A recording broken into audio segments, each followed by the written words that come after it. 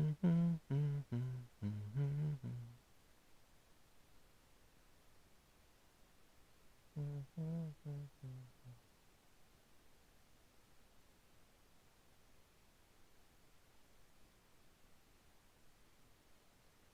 right. Looks like we are live. Yes. Welcome back. I know it's been a couple of weeks. A lot's been going on. I've had a lot of stuff going on at the house. We had some COVID-19 scares with the family. A lot of other stuff going on. Everybody is healthy. Everybody is safe. Um, no COVID-19 here. I was tested. We're good. If I'm working on one of your amps, there is no need to worry. Where we left off, we were working on a Klipsch RT-10. Had a lot of problems. We are about 70% done with that amp. I think we left off with the dashboard. I started working on it the other day and I decided to stop so I can catch it live. So let's get back into this and get this amp finished and see what else we can get to tonight. Hopefully we'll be able to open another box and start on another repair. So here we go. This right here is the dashboard that came out of the customer's amp. It had some burning that, let me zoom in here. Still trying to find a remote for this camera. Right now I'm using a Logitech Harmony, which kind of works, but it's not the best. But let's get the light. So you can see down in the bottom of the board, some of the solder mask is burned off. And let's see if I can get it just a little bit closer. Again, this is where I need to find some sort of bullet camera. But yeah, you can see it good enough there. You can see that there was some burning and some damage on the bottom of this board, and it actually did ruin the board. We have a resistor that's bad here. We have a diode up on the top here that is bad. You can see there's like a little, you have to look closely, almost under a microscope. You can see that this diode is burnt. Most likely the chip is bad. So this board's gonna need some work. I have a spare. I try to keep spares of a lot of these boards. I've actually made replacement boards of this board, but I haven't had to use them yet because I have enough spares. One thing you need to keep in mind, if you're gonna swap boards out from another amp, they're coated, and they use these little jumper resistors over here. They're labeled RA, RB, RC, and RD. Let's see if I can get that a little bit better. There you go. The place where the resistor is needs to match which revision of the amp you were using. So the boards are all the same, 660047, and there's a Rev 2 and a Rev 3. Different models use Rev 2. I'm not sure about Rev 3. I haven't, documented it enough to figure it out. But I do know that this resistor right here, sometimes it's a jumper. If it's an RD, you have to replace it with an RD board because the components change based on what revision of the board that it is. So they all use the same circuit, but different models have a higher power output, and that's controlled by the components that are on the board. So it changes the feedback loop that's running on this little PWM controller here, so you can get a higher power out of it. You could probably switch them out, but you're not going to get the desired output that they originally intended for you to get. So I've done it before, but you might have reduced volume or it might fry your amp. So in a pinch, if you just need to test something, you can swap them back and forth. But I would just either replace it with the same board or repair the board. So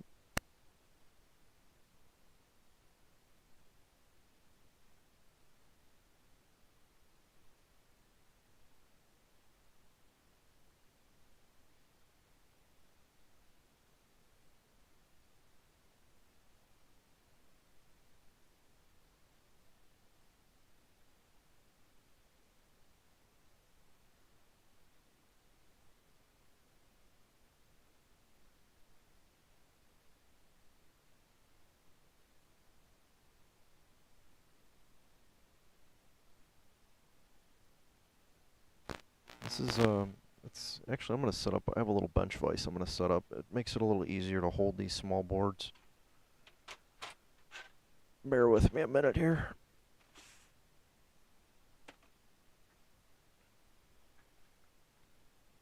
Just so I have a little bit of mass to work with. Makes it a little easier. I picked up this Vagu vise, which is the same as the, I believe, Plano vices. Got it at a garage sale for $2. This thing's awesome. Needs a little oil and grease, but hit the button on the remote. Sorry about that.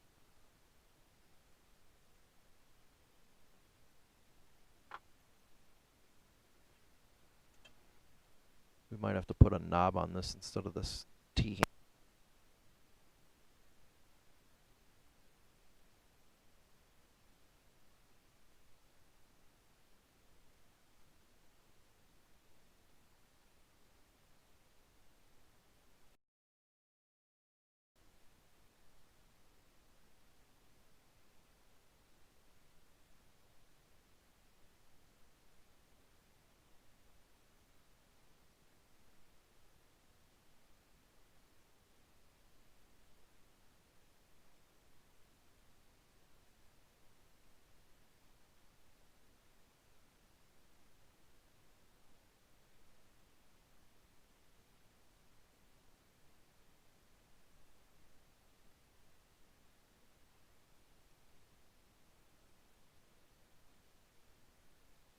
I apologize if I keep muting the microphone, but my house is heated with forced air furnace, and I'm extremely sensitive to the ultra low humidity because it really dries out the air, so it bothers my throat.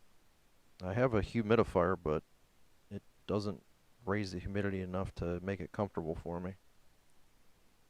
I've dealt with this every winter since I was a kid. It sucks, but there's really nothing I can do about it.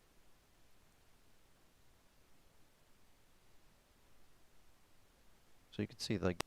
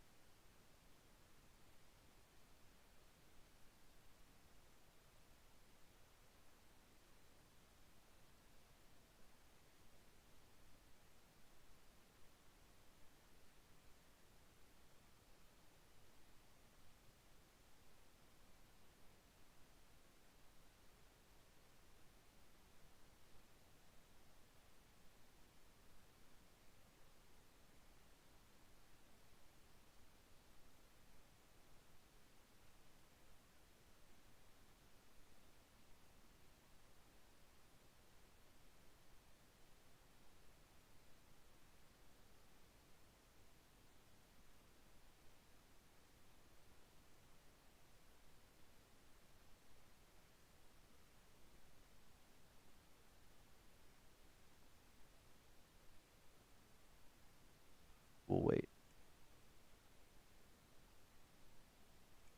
So what I'm gonna keep picking this away until I get it almost all off around the chip. These chips are a nightmare to remove. I have not found any friendly way to remove them.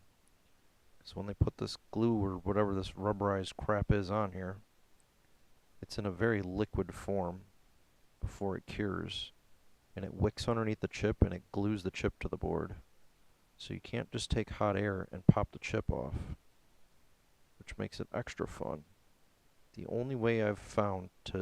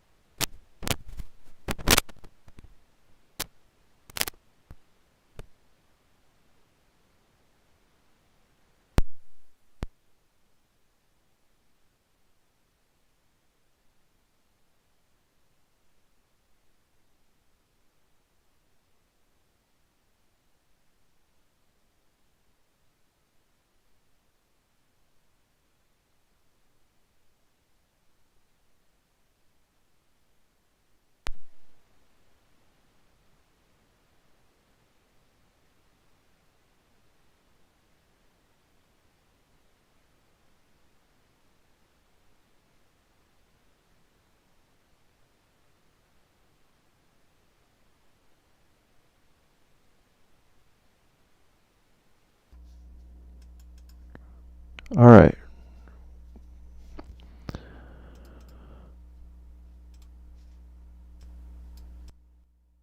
Sorry about that. It appears that we lost volume, so I don't know how much of that was missed. The batteries in my wireless microphone died.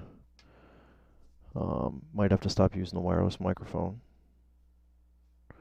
I will try and cover what I lost in another video if I have to. But anyways, where we stand right now. Get everything back. Alright, so schematics do not exist for most of these amplifiers. So what I do is I have to make my own drawings and schematics for any of these little circuit boards that I work on, and the easiest way that I've found to do it is to use a scanner. I have an old Epson scanner, that Epson photo scanner, that has a very high scan resolution. And what I do is, I make sure that the board is laying extremely flat on there. Sometimes it's beneficial to remove these pins, and I get a high resolution scan of the board. Then what I do is I go into some photo editing software and I take a negative image of the colors, and that kind of makes the board pop out a little better, makes it a lot easier to see what's going on. And then anything that I can't read on the schematic, or the values are unknown, like typically none of the capacitors are marked. That's one of the major drawbacks of surface mount capacitors, is that you can't really identify what they are. So they all have to be removed from the circuit and then measured and then put back on. So this should be fairly visible. This is for the 660047 version D board. I'm working on getting a fully detailed schematic. I'll post it on the Klipsch forums when I have everything drawn to my liking, and I will show my layout of the board too. I'm not going to modify this board. I'm just going to leave the layout original. It seems pretty well laid out from the factory. So I believe you can read all the... I'll go over the capacitors really quick. The C4 is 0.01 microfarad. C3 is 470 picofarad. C2 is 470 picofarad. C5 is 6,800 picofarad. C1 is 1,000 picofarad. C7 is 0.1 microfarad. And C6 is 0.1 microfarad. So C7 should be an NP0 rated capacitor. And that is because that is what controls the oscillator on there. You don't want oscillator drift. The rest of these could be X7R or any of the decent rated values for those caps.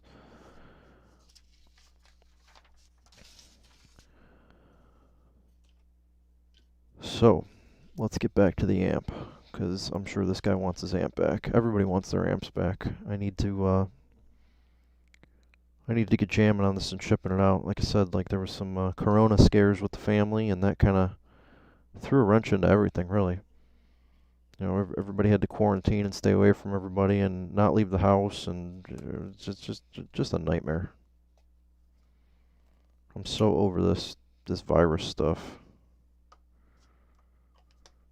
And it doesn't look like it's going away anytime soon. So the board is fairly clean. We don't need to worry too much about that. I am going to take my Euro tool, clean up those pads a little bit though, make sure we get a good solder joint on them. One thing I don't like about these is they use these capacitors are in these cans, and I like the poly ones that are dipped. I'll show you an example like these dipped ones. I think they sit on the board better, and when they're in tight areas, and you can bend the leads a little bit to get them out of the way. This one has to sit kind of crooked in here just because there's no room for it. I might try to trim off some of the goop in there to get it to sit a little bit flatter, but I don't know if that's gonna work or not. But we're just gonna brighten up these pads just by going over them with the fiber pen a little bit. I'm only doing that just so the solder will wick up and actually, you know, stick on them. That way you don't have to use a ton of flux because you have virgin material there that your pads are going to.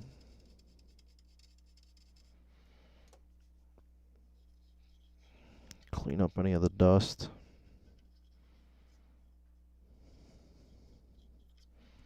This is already fairly clean. We did this last time, so we're in pretty good shape. I am going to check. Where's my little dental pick? Here we go. So right down in here, let's see if I can light that up a little better.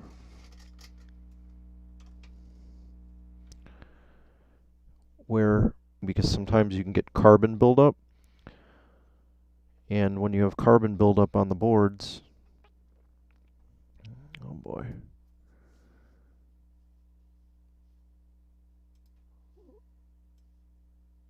We're having all sorts of issues tonight.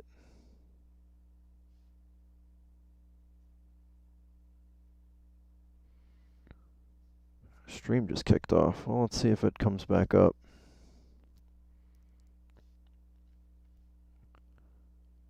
If it doesn't, I will restart the stream. I apologize. Blame it on weather and coronavirus.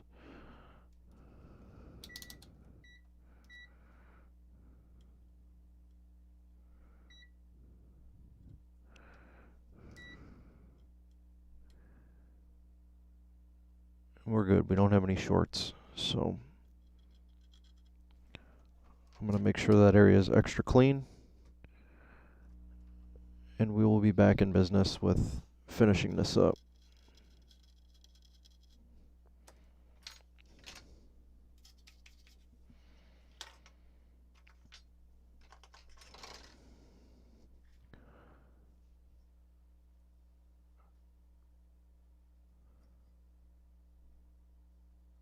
I hope my bitrate goes back up. I'm getting a warning right now on my stream. It says that my bitrate is only 942 kbs.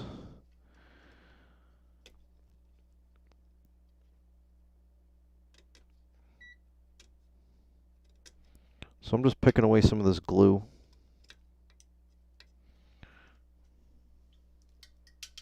And the only reason I'm doing that is because I want the cap to sit a little better. We're going to measure this cap. You can see where it was burning underneath the board. Chances are this is probably okay, but we're going to clean it off and we're going to measure it too.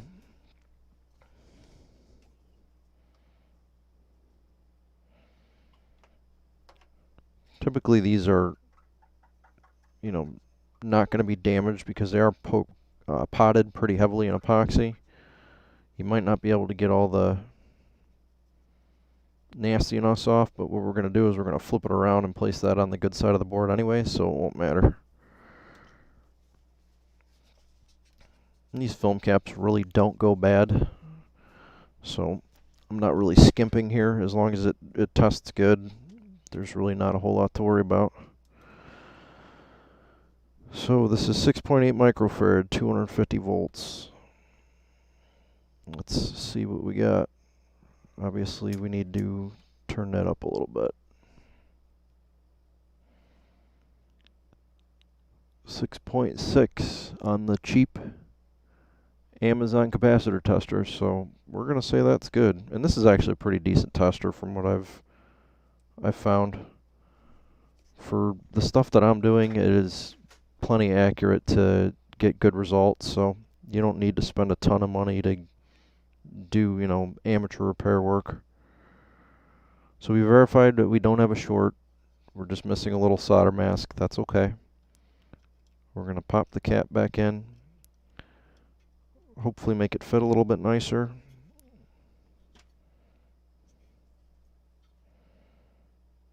Of course, from the factory, they did not space the through holes properly because the can doesn't sit flush.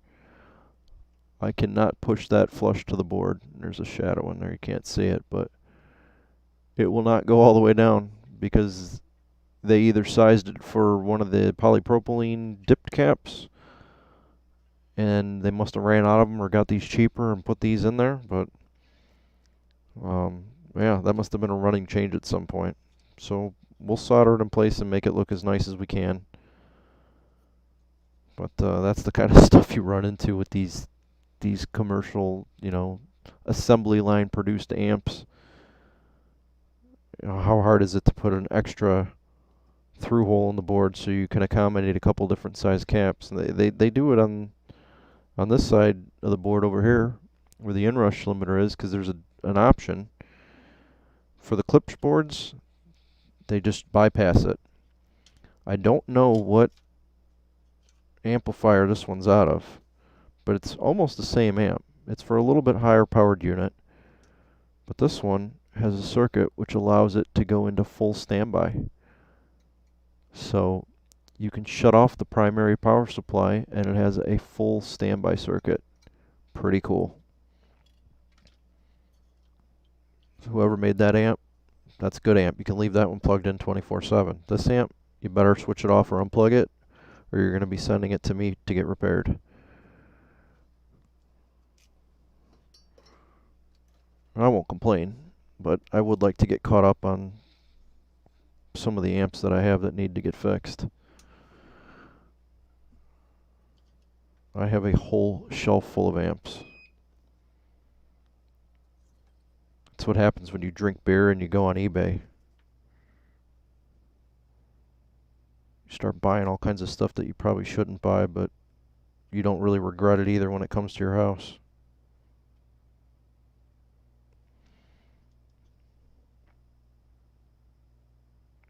I did buy a lot of 20 damaged Klipsch amps from some guy in California, though.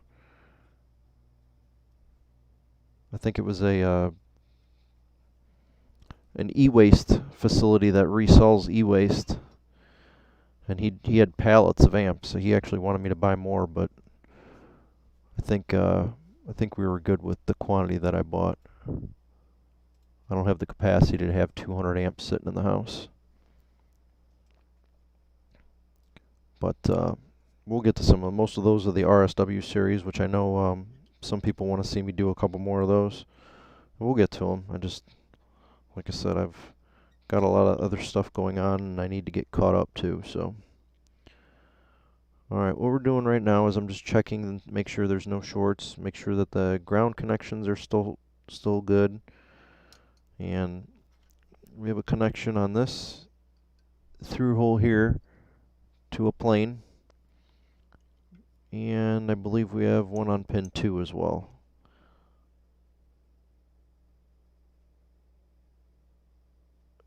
And I'm just making sure that nothing got burned off so that I don't have to desolder this again, because once you solder these on, it's kind of a pain, and I already did a ton of through-hole repair on this board, so I don't want to do any more. I still have to do this trace. We're going to do that trace today, and hopefully this thing will be at least giving us power. That would be nice. Then from power we can worry about output and all that other fun stuff, but let's just get some power to this thing first. This is not the right tip, but I'm going to use it anyways. We're not going to solder the second pin, because the second pin is where we need to run our little jumper wire from. And you can see we prepped that from part 1 of this repair. So we're checking to make sure that the board is vertical and all the way seated. It is good. And we can proceed.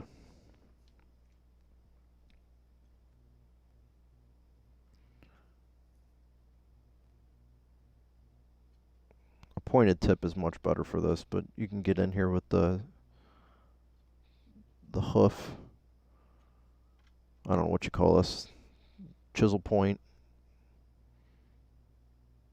Hoof tip. I don't know. You get a little more heat with this one, which is sometimes nice, but we don't really have any major heat sinks coming off of here, so it's not that big of a deal. I am going to do a quick pin check. And we're just going to make sure that we have continuity between all the points that we're supposed to, at least the ones that I can see.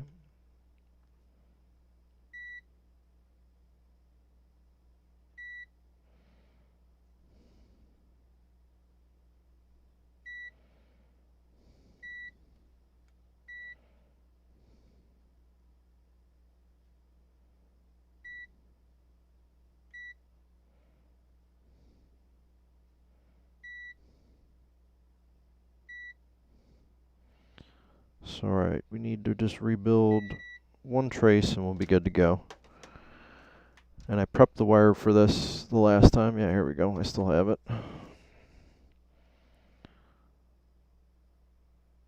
So what we have here is just regular enameled magnet wire. I don't remember what gauge this is. I think I got it off of this spool. I have a few different spools of it. No, it's not this one. This one's 25 gauge.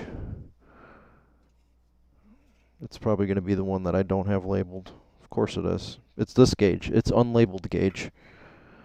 But what I do is I run this through a lighter and I burn off all the insulation on it and it'll turn like a black color.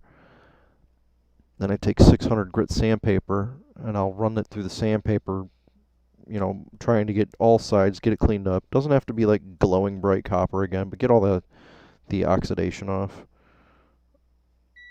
I don't remember which side I did because this one has the same color, but you can see that between the one end here I have no continuity. That means it still has the enamel on it. And right here we're good. I'm sure you can hear that annoying beep. So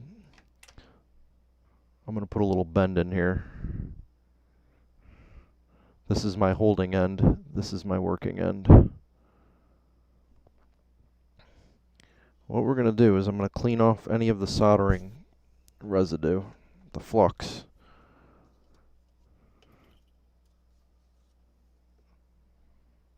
I can't ever remember which bottle's my alcohol. I need to start labeling things better. But we're going to clean off all the flux.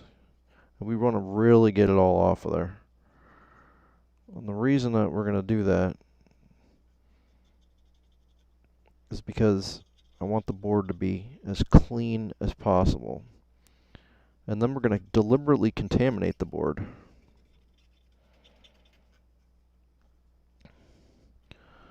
So all the flux residue should be gone now.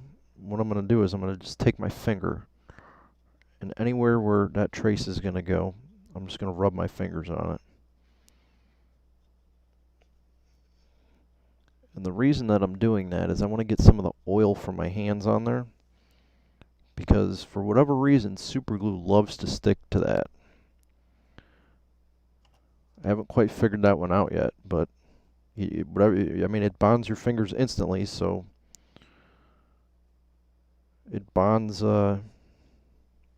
tiny little hair thin wires instantly as well.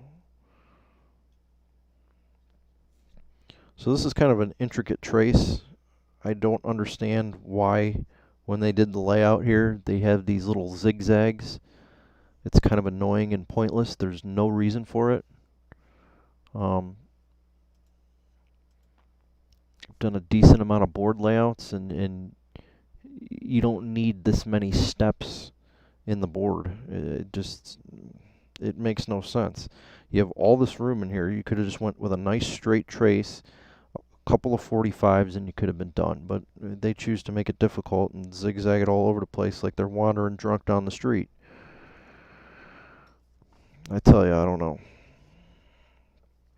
So what we're going to do, we have a little bit of trace left on this side. We're going to get some solder on. And I'm going to burn my fingers, because I always do. Tack it down.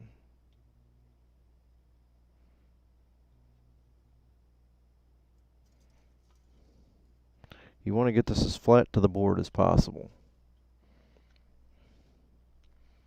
I think I need a little bit more light. And that's going to kill my focus.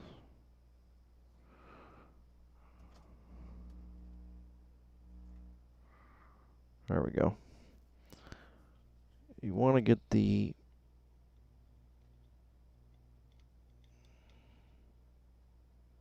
wire tacked in place. And you probably will burn your fingers. There's not a whole lot you can do to avoid that. Then I'm going to take my dental pick, and I'm going to, as close as I can,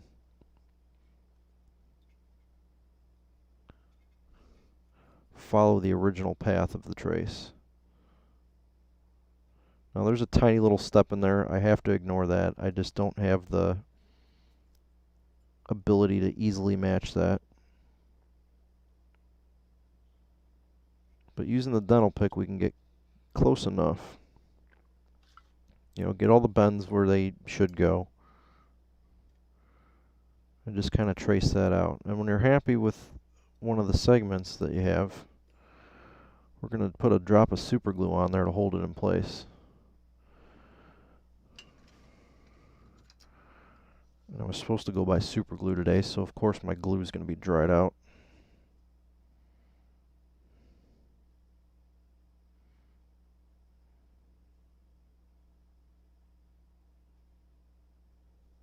One drop. And we're going to take a Q-tip. We're going to wick up all the extra because we want it to dry as fast as possible.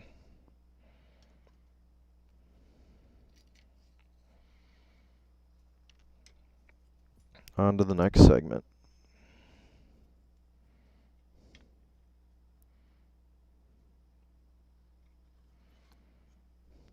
So we're just going piece by piece, and we're rebuilding this trace.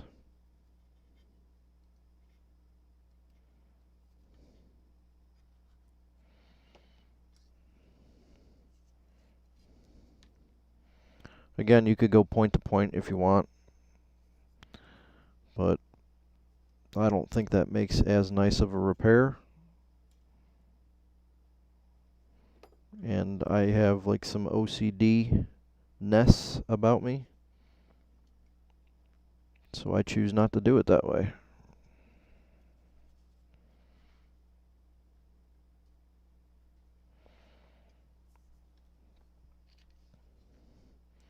But a point-to-point would be a perfectly acceptable repair.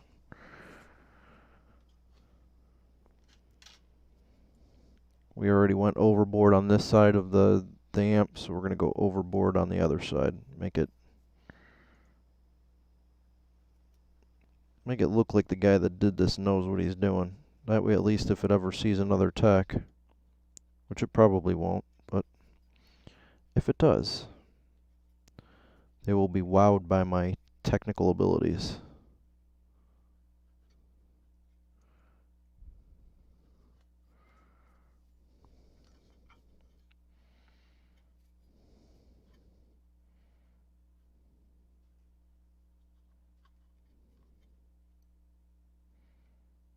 And matching these up is really more critical on a, if you're doing like a laptop repair or something like that, where, you know, there's really high frequency signals going on there. This is just a feedback line. It's really not that important. I think the switching frequency of this power supply is in the 200 kilohertz range, which, yeah, you're not going to set any communication speed records with that.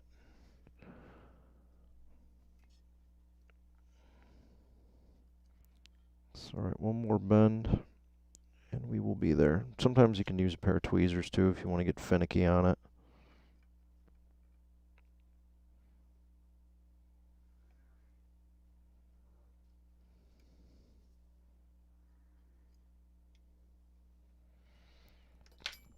Sounds like my wife is dying upstairs.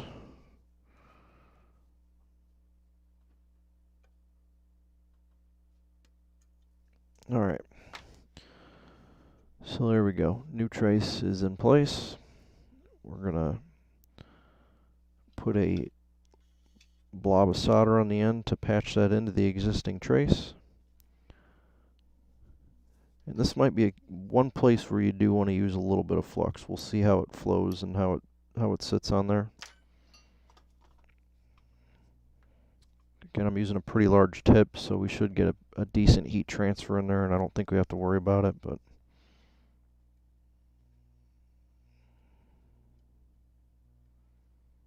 yeah, that's going to be just fine.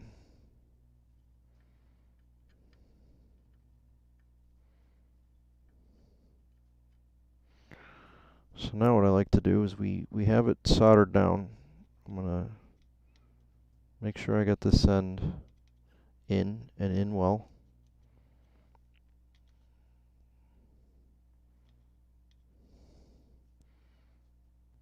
Then I'm going to take some solder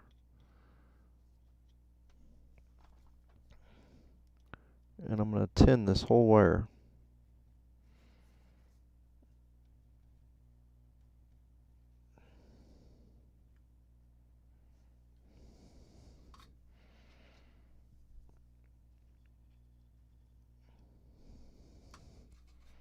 I'm only doing that just to give it a little bit of extra. It's not really needed, but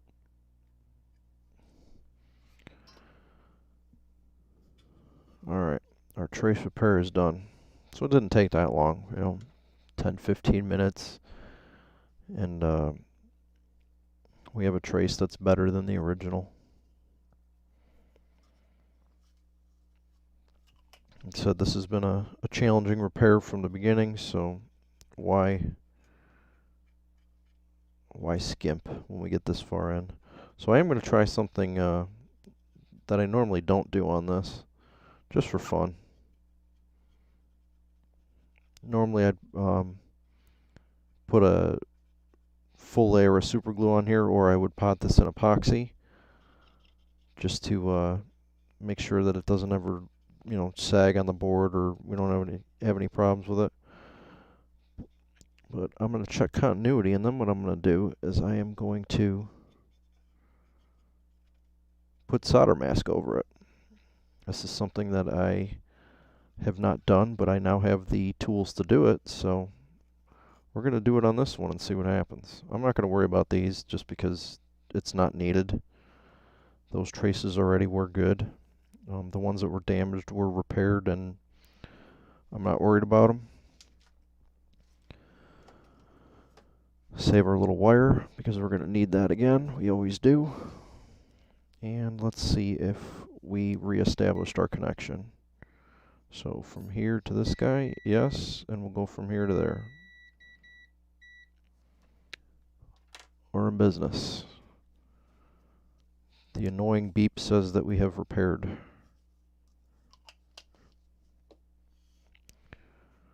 I'm going to clean this off a little better down on this end.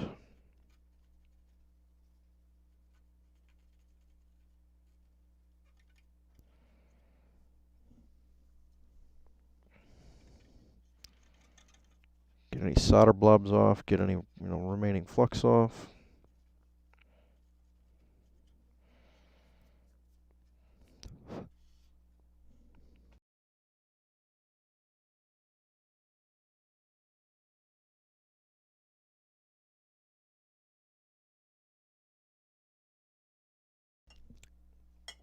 Load up with a little bit of room temperature coffee. And let's try this out. So like I said, I've not done this before, so this is going to be an experiment for everybody to share. So I gotta grab my stuff.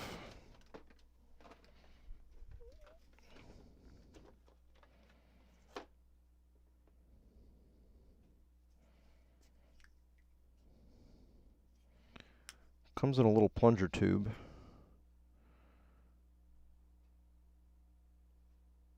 And I got this from store.rossmangroup.com.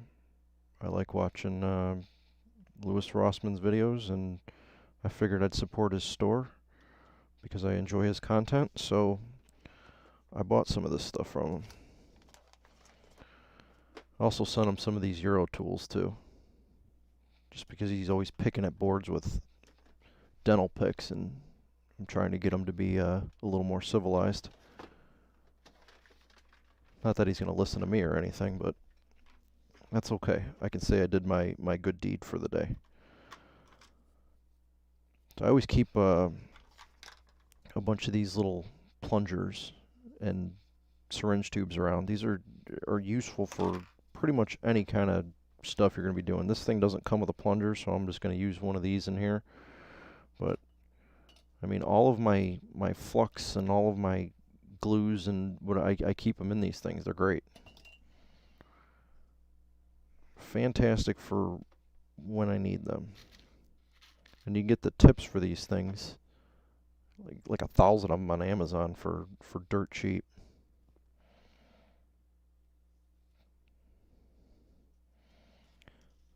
So I don't know a whole lot about this. Let's just do it. I know it's UV cured. I've seen other people use it. I'm just going to put it on there. Way too thick. We're going to take some of that off.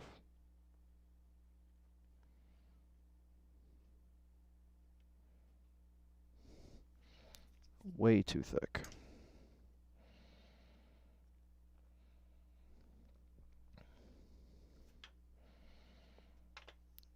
It's going to make a mess.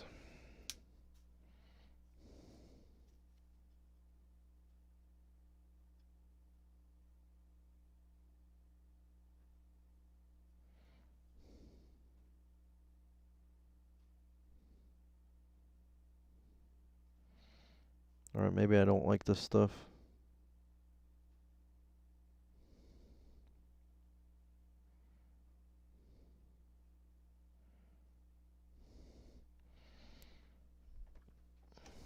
This could be my new white goo.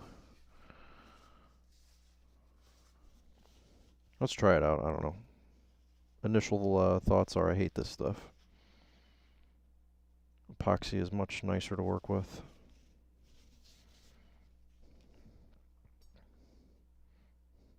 But if it does a good job and it seals up the board, I might give it more tries. I'm definitely going to put it into a smaller syringe with a much smaller tip now that I know how runny that is. So they give you, or you can get a little UV laser, and that's what you use to cure this stuff. So let's zap it and bake it on there.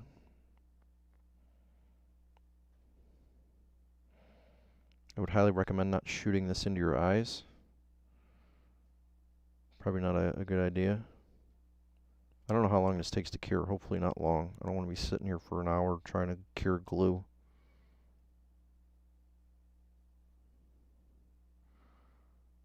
But we will try it out.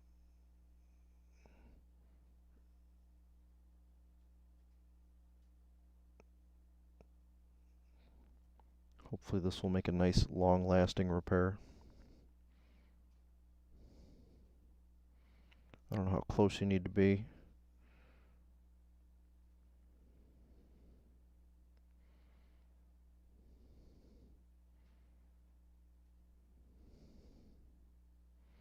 Alright, let's see if it's hard. It actually is. Wow, that stuff's pretty hard.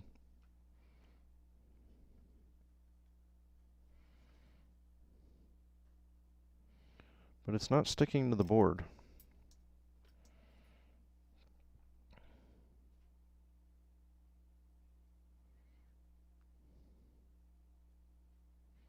So it hardened, but it didn't stick to the board.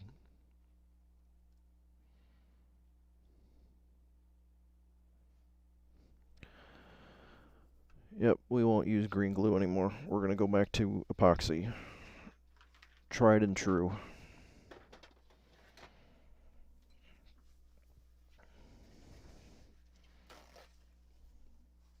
Maybe I didn't cure it long enough, but that should not be coming off the board that easy after being hit with the ultraviolet. Either that or the ultraviolet that I'm using is not good for this. That just comes right off. That sucks.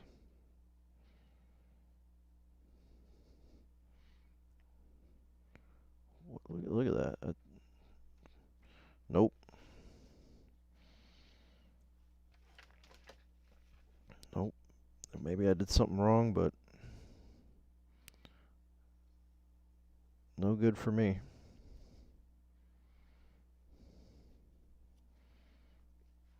And if I put it on too thick, then that's still no good because I need to put this stuff on thick to cover these taller traces. Like I'm guessing that this stuff's probably supposed to be painted on like paper thin. And that's how you get it to cure, but either way, for amp repairs, this stuff sucks. Don't use it.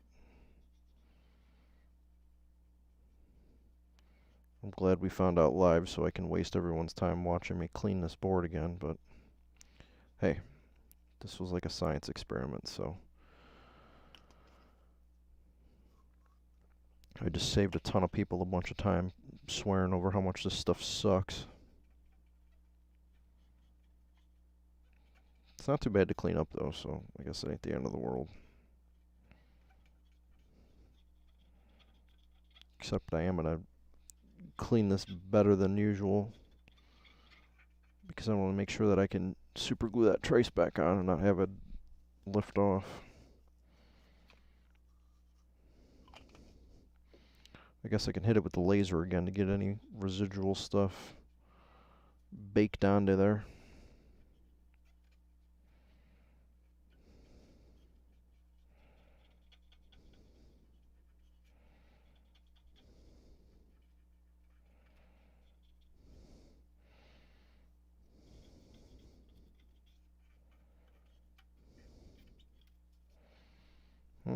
Clean enough.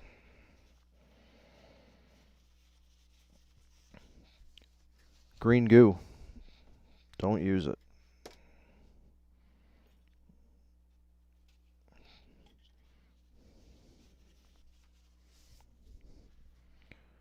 Waste of time. Alright, just to make sure we got everything that's still there and wants to be a pain, I'm just going to hit it with this thing real quick. I guess I got a cool laser pointer out of the deal, so I can't complain too much, but that solder mask sucks.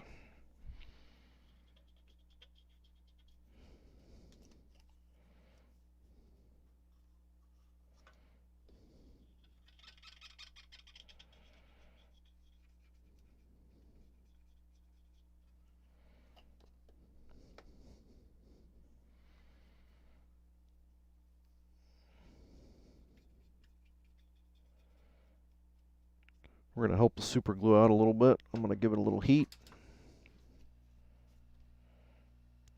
Dry off any of the alcohol film. We're at still 120°C, so we're not going to melt any solder, but I want to get this board a little warm. Rub my finger on it a little bit. And we're going to hit it with the super glue, because I know this works and it doesn't take forever to dry, and you don't need a ton of it. Just help it wick around the top. Done. Give it a second to set up, and we'll take a Q-tip, draw off the excess,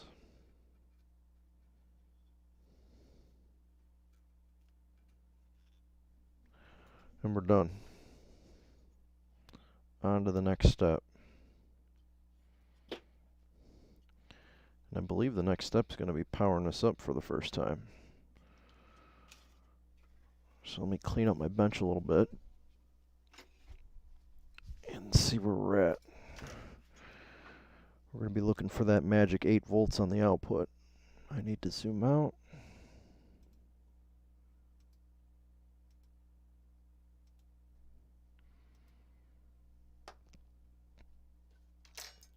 Put my solder away.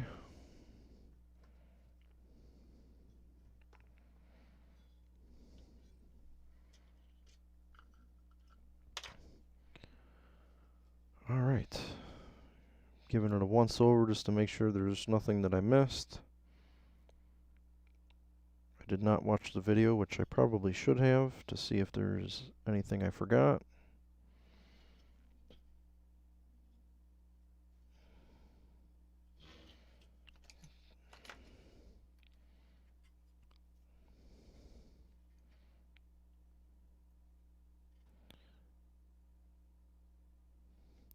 That trace actually moved on me when I was cleaning that epoxy stuff off, that solder mask.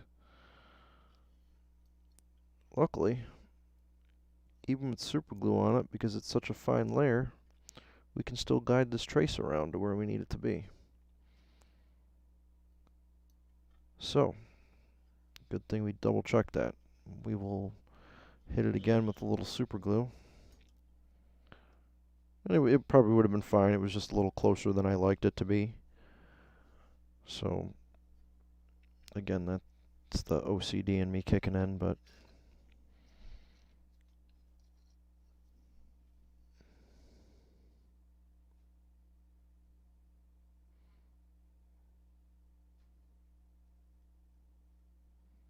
glue that down again. This time we'll leave the excess on there.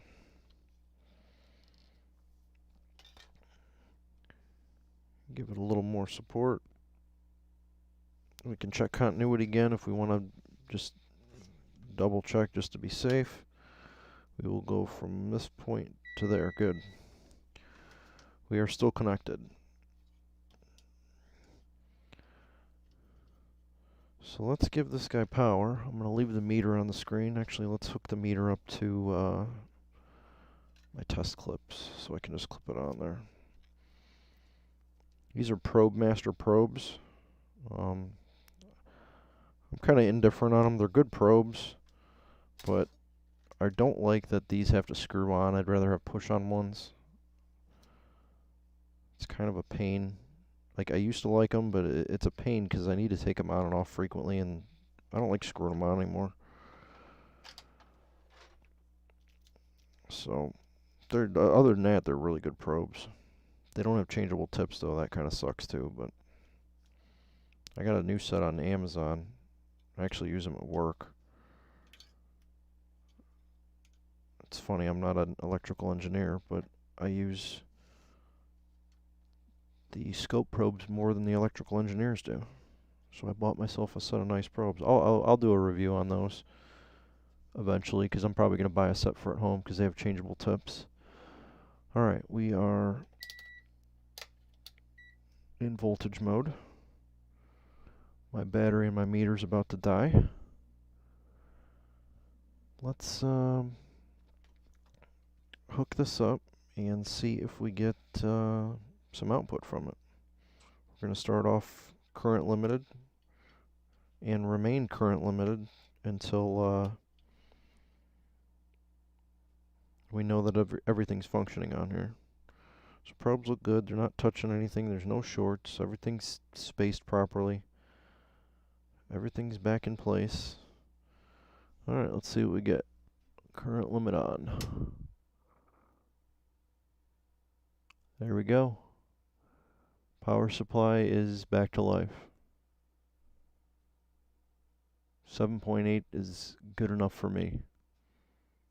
We know that 12 is too high, but that's good. We are in business. Frankenstein amp is alive.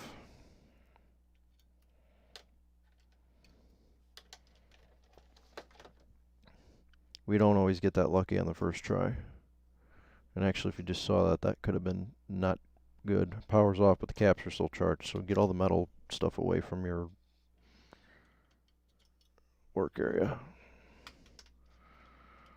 Alright, let's drain the caps. He had some juice in them.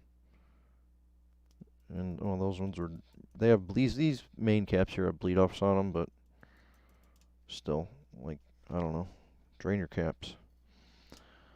So I do have a cool little thing that we can look at here. This guy, I know I've been telling everybody that I was gonna find a way to get a scope to show output. Well, here it is. This is part of the reason why I did some delays. I did some mods to it. This is just a cheap, it's called a Quimat. I don't know, it's a DSO 150 scope.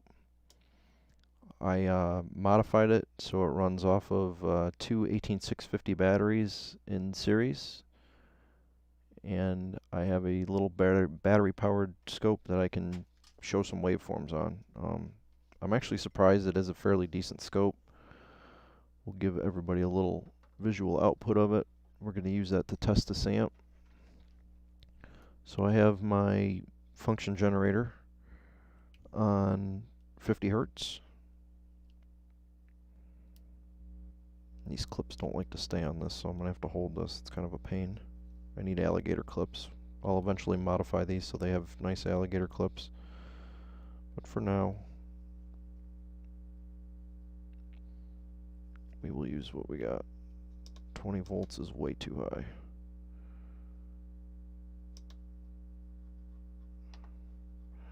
But for, I think I paid $20 some for this scope. Not bad for a $20 scope. For repair and audio stuff, not bad. It's pretty limited on features, but the fact that I can run this off of batteries and it's got a really nice battery life to it and it's rechargeable, how can you beat that? So it's showing 48.701 on my frequency, and I'm showing that I'm putting 50 out from the function generator. I don't I'm not going to run it into my main scope to judge accuracy, because for what we're going to do, we don't need it. I just want to be able to show the sine wave. And you'll be able to see as I do a frequency sweep. And really, for testing audio, that's all we need. I just want to be able to show you what's going on, show you the amplitude and the frequency changing as needed. And this is great too, because I can get a visual of what's going on, and I don't have to actually run a speaker to hear it. The visual is going to give you a much better view of what's going on instead of your ears. So, pretty cool little thing, and battery powered. Not bad. I think altogether, I designed my own back piece for it. I wanted it to integrate into the factory shell. It's completely screwed together. I didn't have to do any mods, and it uses a double 18650 battery holder I got off of Amazon. It has a 2-cell BMS that I got off of Amazon, and it has a little one of these cheap boost inverters in there, so I can run it off the battery. I can run it plugged in while it's charging. If I plug the charger in, it still functions just fine, or I can unplug it and use it wireless. Perfect for what I need. And there's a ton of videos out there on these specific modules. I've never seen anybody do the battery mod that I did, but I don't know. I don't really think it's anything fancy. I guess if there's enough people that show interest on it, I'll give a review of how I did it, but it doesn't seem necessary for what you can find online. There's a lot of information on how to make those run off of batteries. I have a ton of 18650 batteries, so I wanted something that ran on 18650s.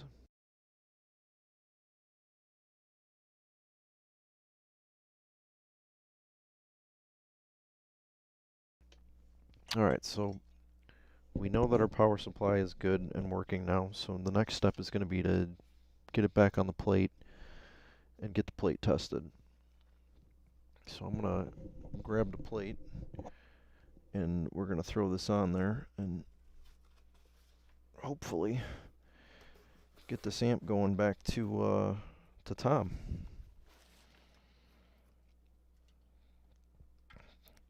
And in one of my videos, a few videos back, this was a power supply that just was sent to me as is. The power supply was taken off of the board. And I can repair them that way. I generally prefer not to, just because I can't guarantee my work that way. So, just a personal preference.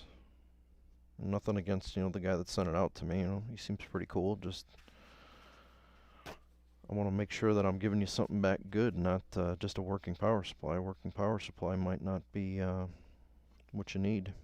And we'll recap it for him too. We're going to recap the amp board. Actually, let's do that first. It doesn't take long.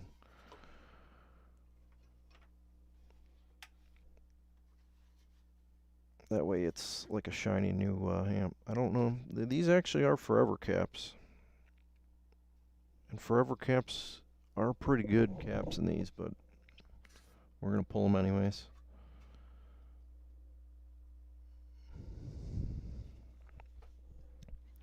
Generally, for the most part, the small forever caps can be left in. If the equipment's approaching, 30 years old, 20 years old, I might say consider replacing them, but if it's not a real old piece of equipment, you can probably get away with leaving the forever caps in. They seem to be a decent cap. I don't think they're top tier, but I don't think they're garbage either. So I'm going to go with the small tip in my solder sucker.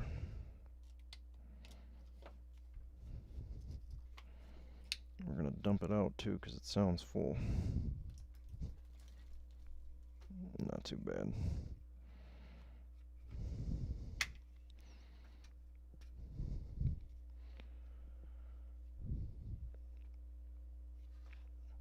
So we will recap this, and then I will hook it up to an input board. We'll do some audio tests on it. We'll see what that audio signal looks like. And then I'm going to box this up, probably end this stream, take a little break, and then I'll start another. I'm going to do one more tonight because I'm a little bit behind.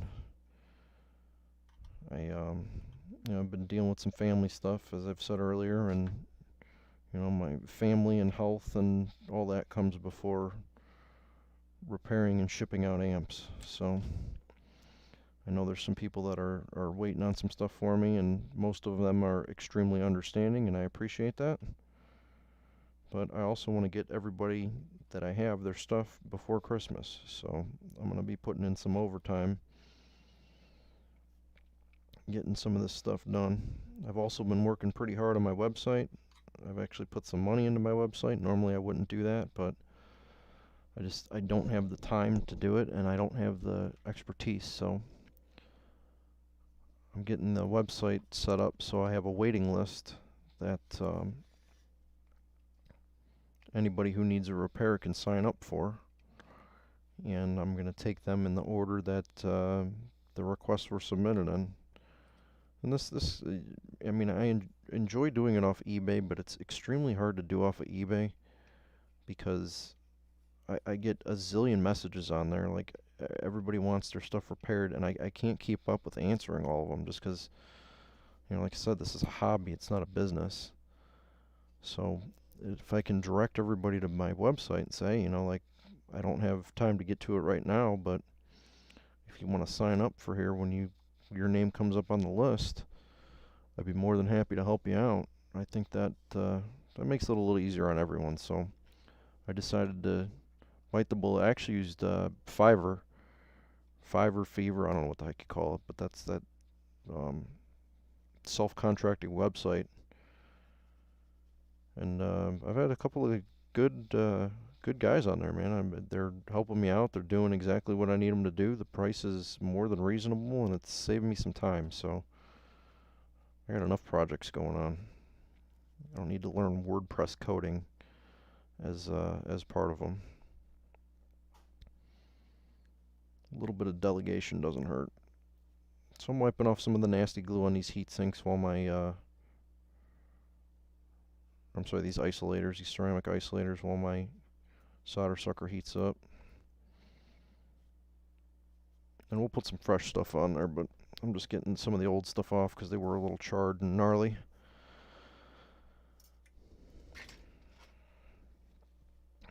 I should have all these caps in stock. I just did a restock of most of the ones that I was missing.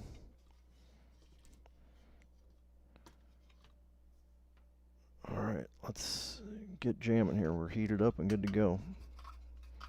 My brand new workbench is totally cluttered too. I'd zoom out and show everybody, but it's embarrassing because the whole reason I went to this bench was to keep it clean, and it's just a disaster. These caps are bent leads, as they usually are. The best way to do it is to Add a little bit of solder to every one.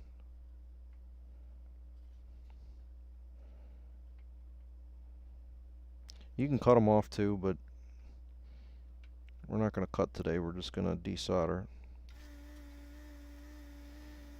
I unsolder one leg, and then I heat the other one and bend it to where I can get a good grip on it, and then desolder the other leg. And then to get it out, you just twist it, and that lines the legs up. So since there's only a few caps on this board, and I don't have a cap list for it, we're just going to go through one by one. So we have a 4.7 35 volt bipolar. We got one of those.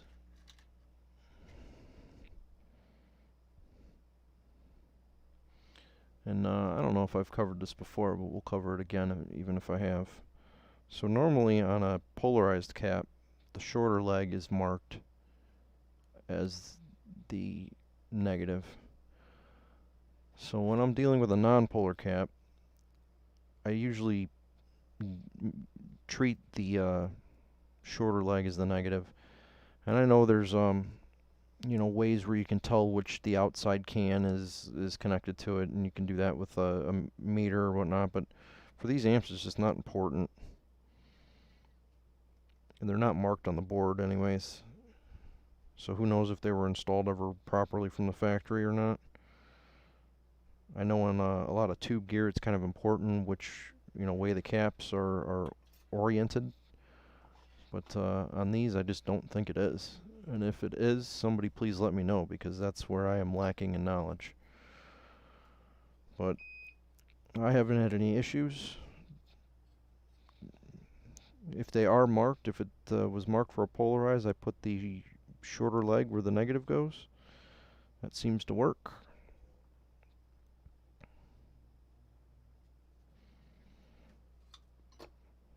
But other than that, yeah, I just replace them and kind of use some judgment.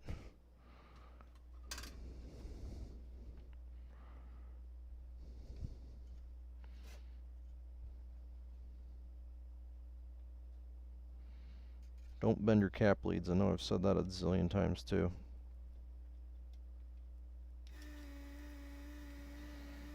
It's okay to give them a little wiggle when you're heating them up and kind of moving them around. That kind of helps clear the solder out of the through hole. Lets them come out a little easier. We got 100 micros at 25 volts for C203.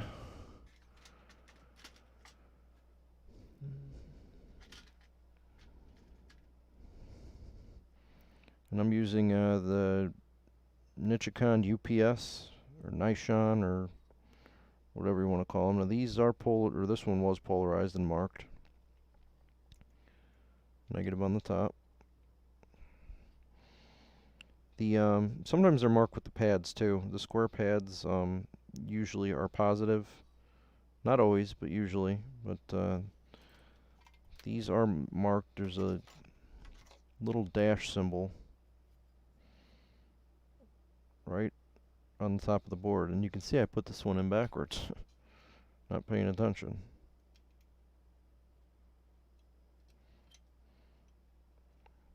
So usually the square is positive, and the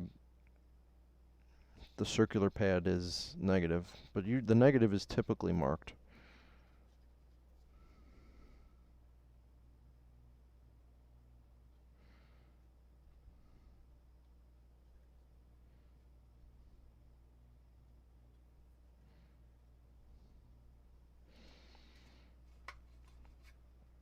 Cleaned my tip the other day. It's doing alright. I think it's time to replace it though. When these things get kind of gnarly and kind of charred up in there, I have a brass wheel on my bench grinder, and I just take these and run them through the bench grinder real good, kind of polish them up a little bit with the brass wheel. But you can only get so many cleanings out of them before the tips just need to be replaced. This one is kind of on end of life. Solder's sticking to it kind of funky, and that usually means it's time to get a new one.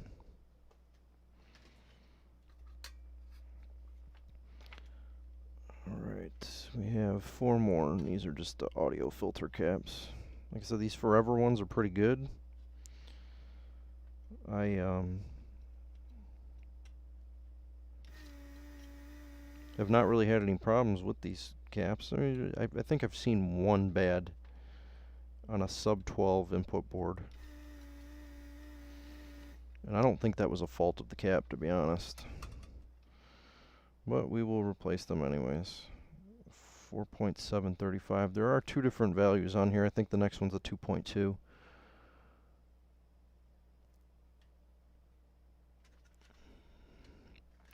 And on the voltages, if you can't find a certain voltage, you can go up.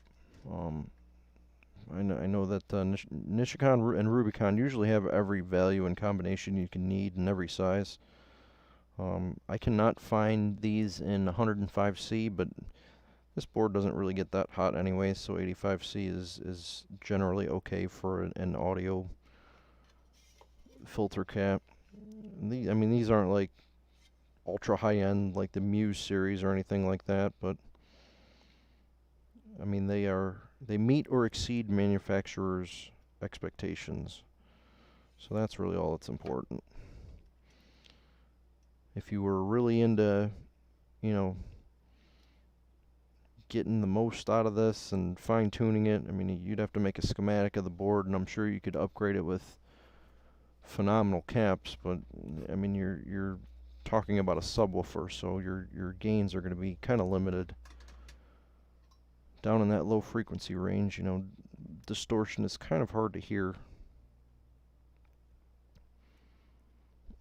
But there are better caps you can use. If you got the time and you're bored and you get the money to invest in better caps, do it. Upgrade the caps. I know the Nichicon Muse series is pretty good. I've used those before in some amps that actually do call out for a higher quality cap.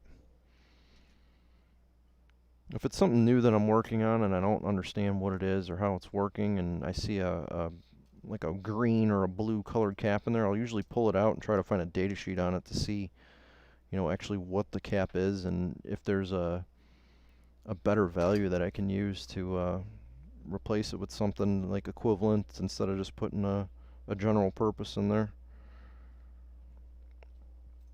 And that seems to be few and far. I think the only amp that I've seen that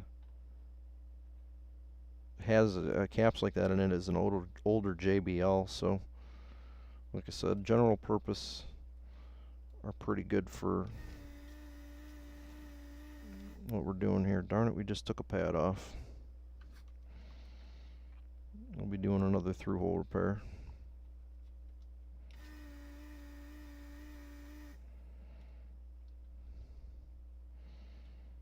I'm not taking the blame for that one. I'm saying it's the board.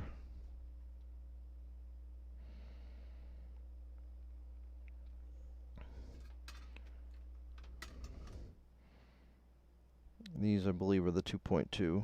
Yeah, 2.2 50 volts. So each side has a 4.7 and a 2.2. Oh, it's super annoying. We took that pad off, but we gotta fix it. Luckily, that the bottom side there's no connection, so I'm just gonna flare a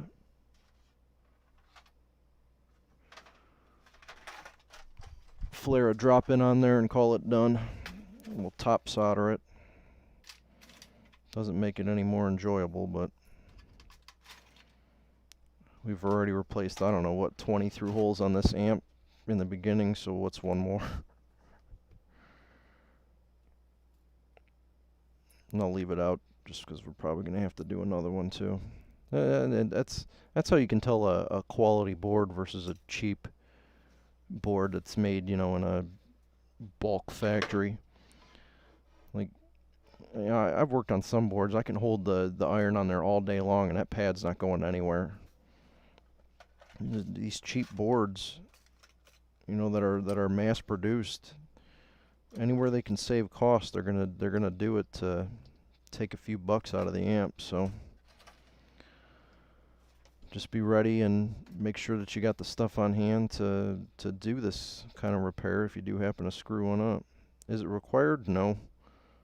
But I don't own this amp, and I'm not going to send it back to somebody with a through hole that I tore out of it. So, I mean, you could just solder it in from the top and call it a day, but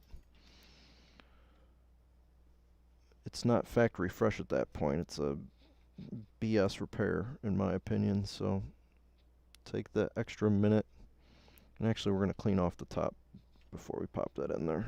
We'll hit it with the scratch pen so we get a good bond.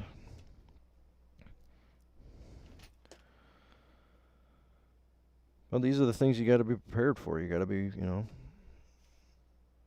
got to be ready to deal with stuff like this. And it's very common on Klipsch amp boards. You will tear through holes out. You will tear traces off. You'll lift pads. Having good tools helps, but it doesn't always eliminate it.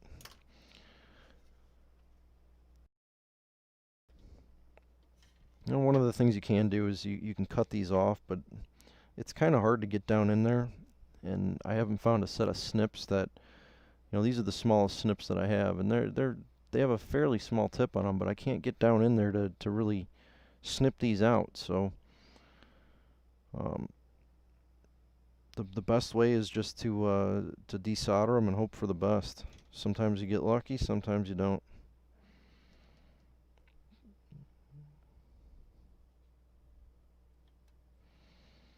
But if you have a through hole repair kit on hand and you got the through holes, it's not the end of the world.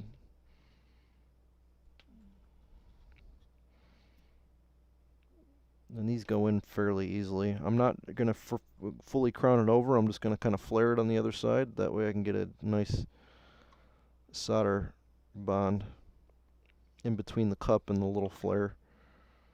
And it's not going to go anywhere. It's on the board.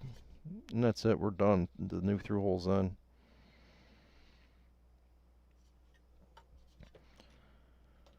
The plated part of the through hole is still there. It just took the bottom pad off.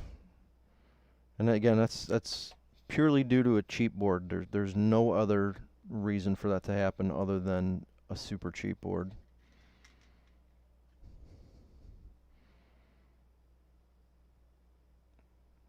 The heat from the desoldering iron gets on there, and the epoxy bond between that copper layer and the FR4 substrate just doesn't stick. That epoxy gets hot and the pad comes right off. And you're only talking a few thousandths of thickness between the plated through hole and the edge of the pad, so there's really nothing to keep it on there.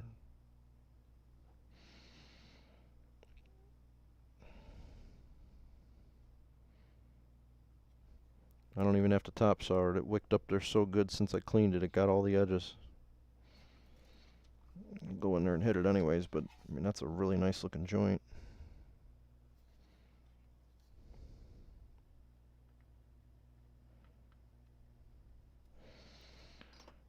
And one thing I will remind everyone, make sure you check your resistors here. These resistors are a known failure point on the RT-12s. I think every RT-12 I get in from now on, I'm going to replace them in, no matter what. I'm not sure about the RT-10s yet.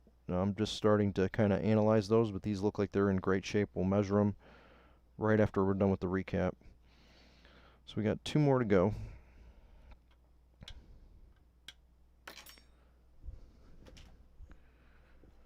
And then we'll be ready for testing. And I will be happy when this guy is tested and giving us output. Plus, I'm kind of excited to see it on the little battery-powered oscilloscope that we're going to check out tonight. I thought of a bunch of different ways to try and get the video image on my good scope, and It does have software on it, but that software requires that the scope is connected to my computer view through USB. And one of the bad things about that is if I connect one of the grounds to something that I shouldn't on one of these amps and it goes through my scope, not only am I looking at ruining the scope, but I'm looking at killing my computer too. So $20 battery scope makes a lot more sense. Again, once I solder these or desolder these, I'm just twisting the cap, and that forces the little bent leads to straighten out, and it comes right out.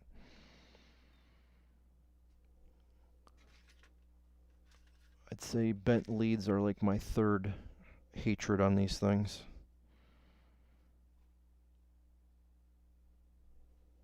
The goop is always my number one. I don't like the goop.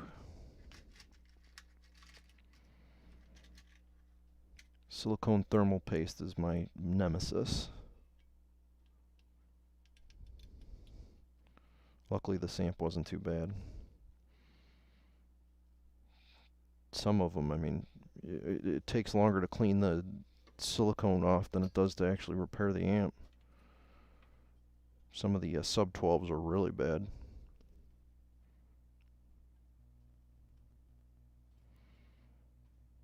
A lot of people don't understand how thermal paste works. Thermal paste is actually a thermal insulator. In a thin layer, it is conductive, but when you smack it on real thick, you're actually reducing heat transfer.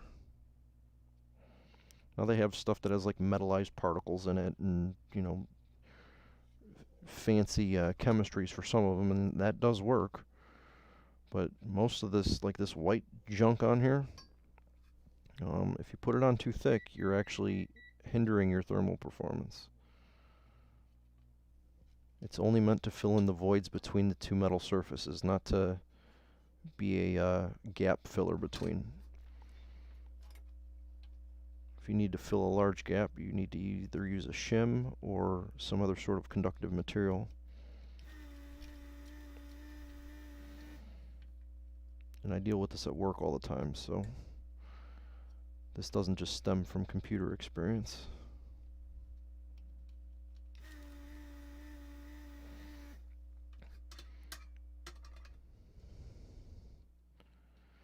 Alright, last one is out, and it's a 2.2.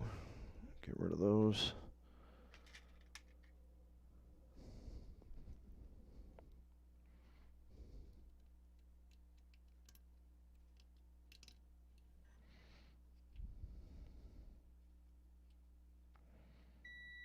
I grabbed the wrong one. Let's try that again. 2.2. Here we go.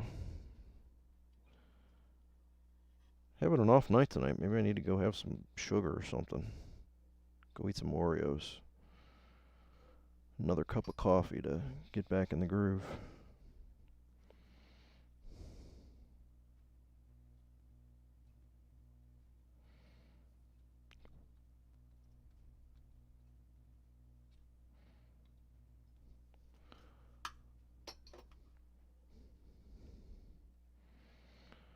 Alright, we are soldered in.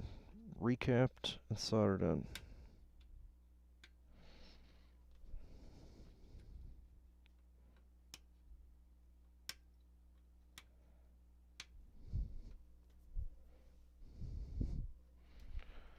Now we can turn our irons off, clean up, and do a test with this.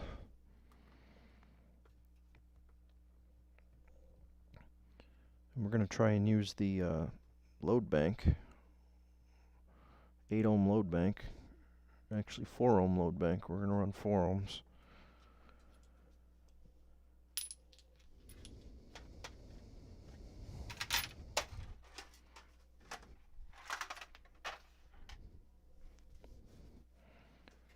Put this amp under some load, make it do some work.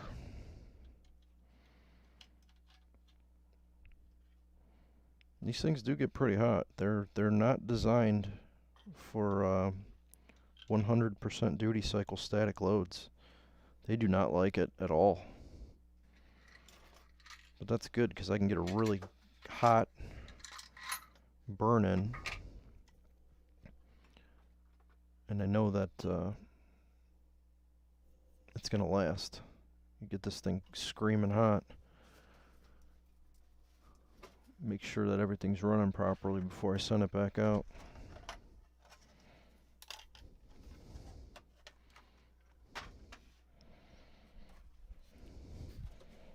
It's kind of like taking a Ferrari for a test drive. Like, you wouldn't want to give it back to the owner without, you know, at least redlining once.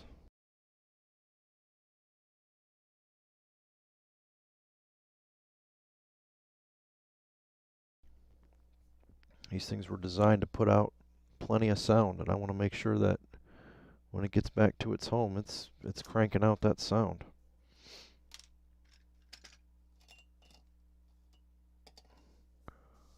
My thermal paste is upstairs. Let's see if I have some more.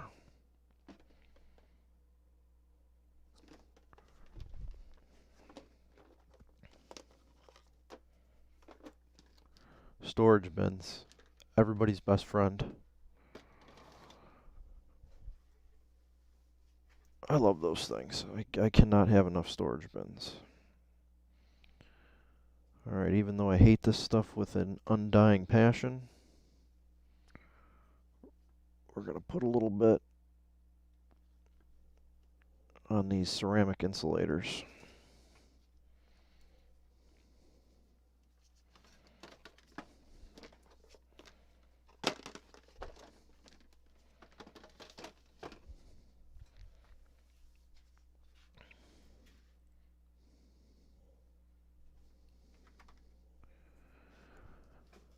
Some of these are different. They have different thicknesses of insulators. I find that the thin ones without the hole, like the big ones with the hole, go on this side. The thin ones without the hole go on this side.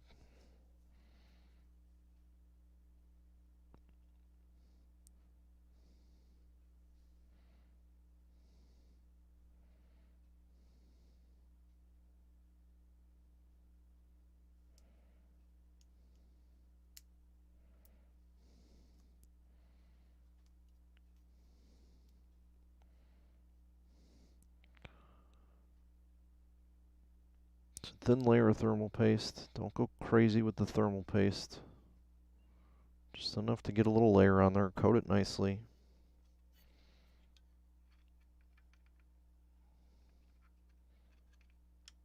Then make sure you get it all over your fingers. Now, from the factory, these things are kind of just smacked in there any which way. I like to line them up so that they're not overhanging the edge of the aluminum, because when you put the clamps on, you can crack them.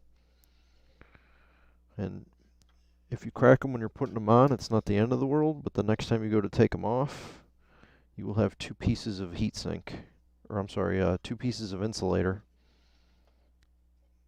in between your device and your heatsink. And you really can't use them again. I guess you could probably clean them and like super glue them back together if you really wanted to, but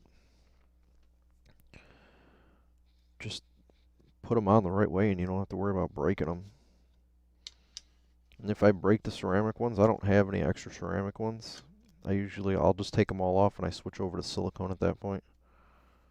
I do have some mica ones, but I like the silicone ones better than mica. The silicone ones also do not require any of the nasty white stuff that I hate so much.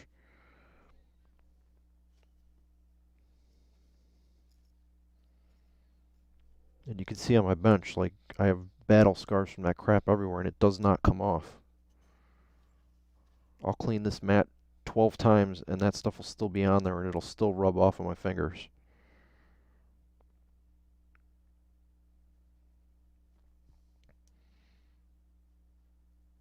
This stuff is almost evil.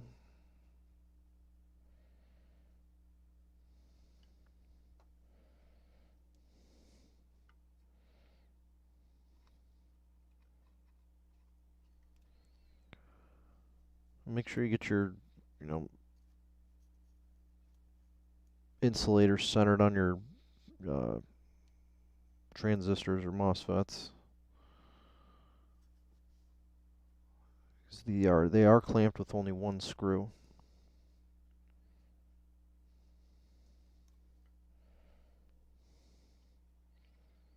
So you want to make sure all the sides and the bottom are fully supported. And again, that's just to minimize damage to the insulators, not to anything else really.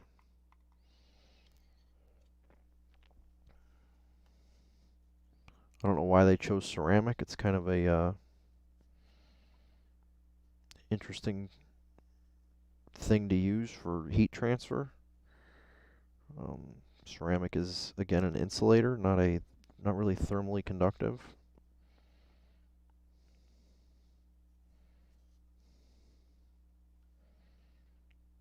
Like the tiles on a spaceship are made out of ceramics to dissipate the heat of re-entry. Granted, they're special ceramics, but still, ceramics are, I don't think, really known for their awesome thermal transfer properties.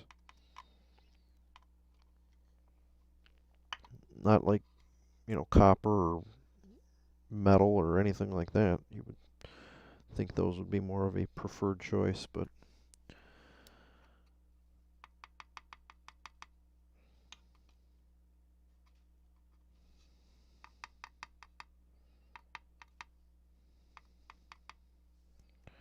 again, just making sure that they're lined up good. I want to make sure that I'm clearing all of my screw holes on there. I'm being a little more anal than I need to be on this one, but I want to make sure they're in the right spot.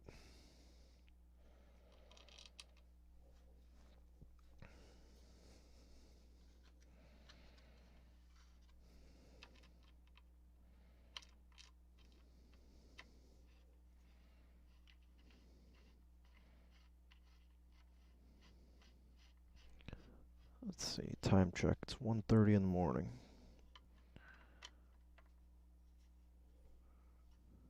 Maybe I won't do another one tonight. Maybe I'll try and start early tomorrow so normal people can actually watch this instead of night people like me. I like the nighttime though. It's quiet. Very few interruptions. I don't know. I've always been more of a night owl than a daytime person.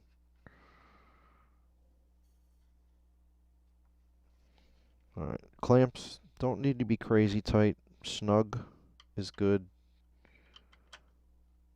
You want to make sure that, you know, the devices are well pressed into the heatsink, but I mean, you don't need to tighten them enough to bend the metal. If you bend the metal, you're going to be in a world of hurt, because once you put a crease in there, it's going to be hard to straighten it out, and they're going to kind of lose that spring sensation that they have.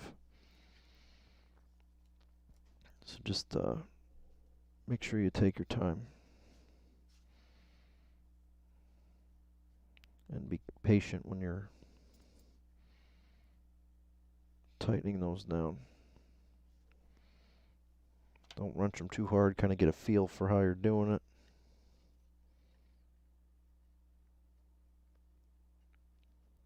I'm sure there's proper torque specs for them. I don't know what the heck they are. I just go tight without deforming the metal. And that is good.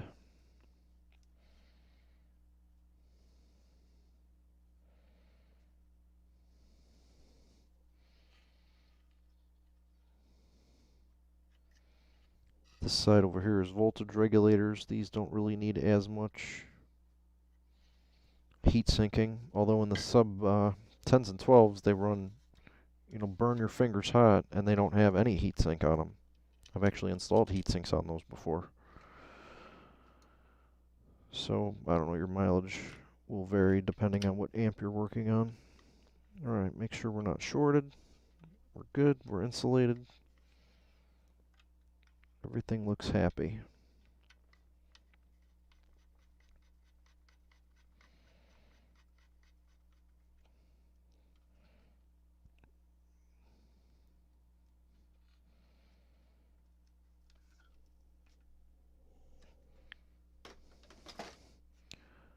Alright, a couple more screws.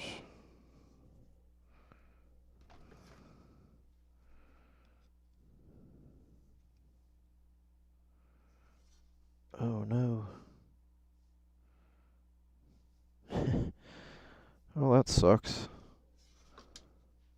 See this guy right here? There's something missing from that.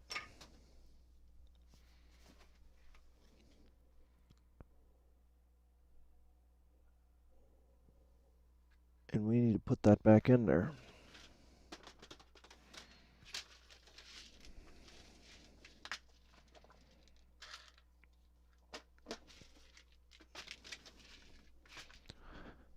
See, I should have watched video 1. Excuse me, we're missing one of these things. Board standoff. That sucks.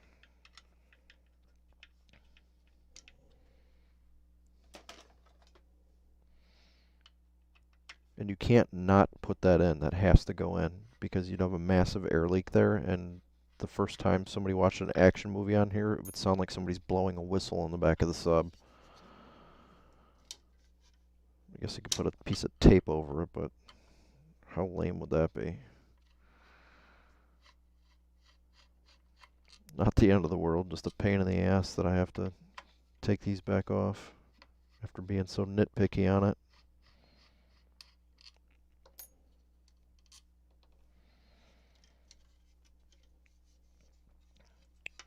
I'm just going to venture out and say that I'm definitely not doing another stream after this one.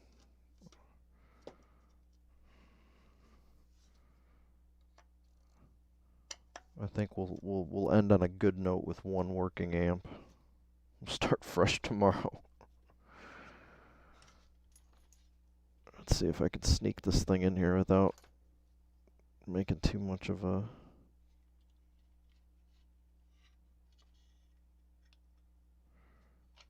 Yeah, it wasn't too bad. It wasn't as bad as I thought. But yeah, that your spacers and standoffs and everything need to be in there. And I remember that one was just so cluttered with that nasty glue, I just cut it off. Another Amazon special for those board standoffs. You can get them on DigiKey and Mauser and all the other suppliers too, but they're just way cheaper on Amazon. Nylon's nylon as far as I'm concerned. It's just like zip ties. You can buy zip ties for $30 a bag, or you can get 500 of them for 12 bucks. Like, they're all made out of nylon. Granted, there's probably different grades of nylon, but for what I'm doing most of the time, I don't care. I'd rather have the cost-effective ones than anything fancy.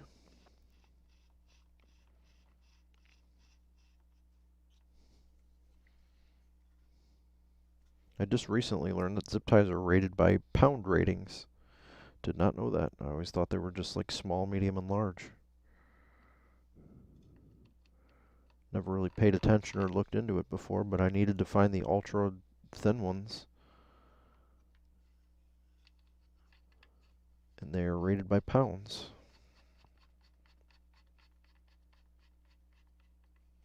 And that pound is, the pound rating is the tensile strength of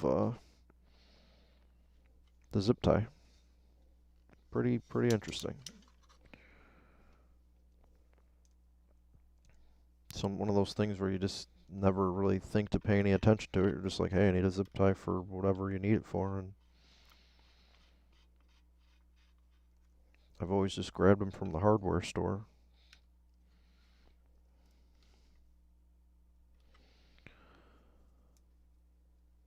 Alright. Back in business.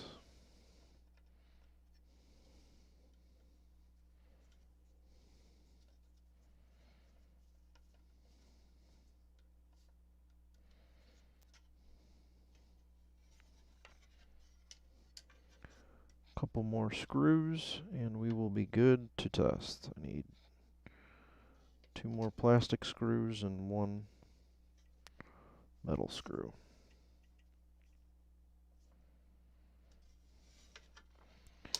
You don't have to make the screws going into the plastic ultra tight. I have not had any of them vibrate out. You can put a little dab of silicone on them if you want. But they seem to be fairly robust and hold up. So just put them in tight enough to where they bottom out and try not to strip them.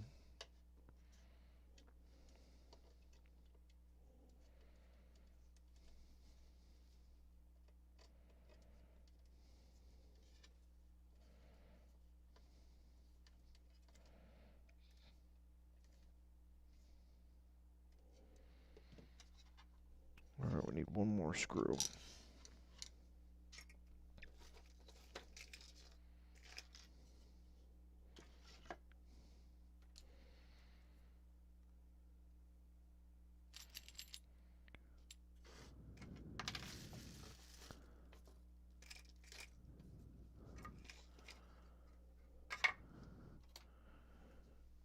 I'm fairly certain I lost a screw. But good thing I have a ton of spares.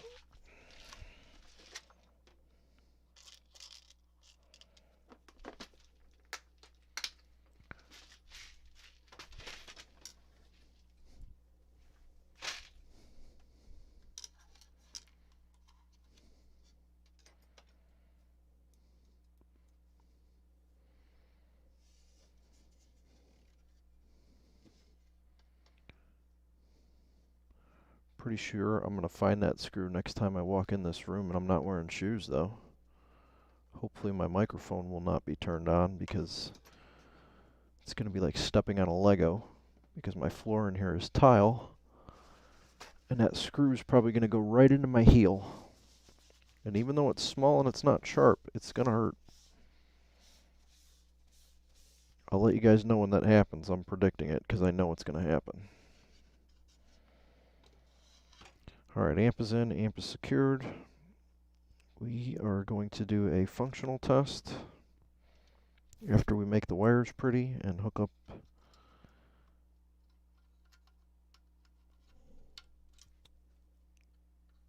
all of the wires. Remember, if you're hooking up these amps, that this connector on this side here for the RT-10 and 12 goes to here. Side connector goes to here. Top connector goes to the feature board. You can switch them and the amp won't blow up, but just connect them the right way and save yourself the headache.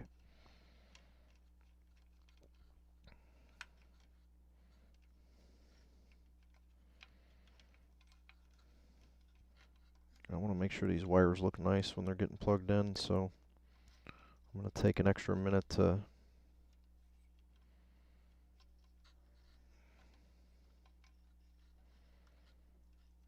get them situated how I think they look nice.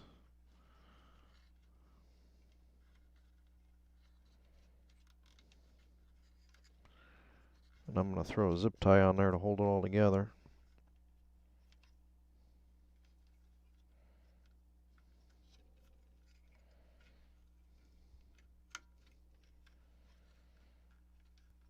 You want them to be a little bit flexible, but you want them to be held in place. So, I mean, these are going to be vibrating in here. We'll go with a green zip tie for Christmas. Or holidays. I think you have to say holidays now. People don't like when you say Christmas anymore. Somebody gets mad or offended because they celebrate something else. We'll go with a green holiday zip tie, aka Christmas.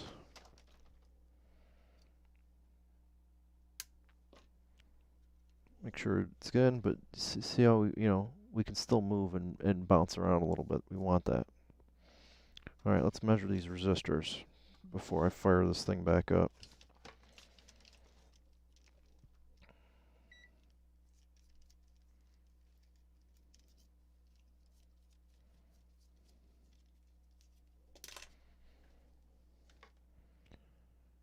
Let's see what we have. Helps if we put the meter into ohms. And I think these are 330, or they're supposed to be 330. These big green ones are the ones that I now replace in the RT-12s. Yeah, 330. So these are in parallel, so that should be about half that. We're going to say 164 is good in circuit. 162.7, good enough. If it was reading like 5K or 83 ohms or something weird like that, I would definitely want to take a look into that, but we're going to say that that is good. Alright, take a minute to clean up the bench, which is long overdue for a really good clean and organize.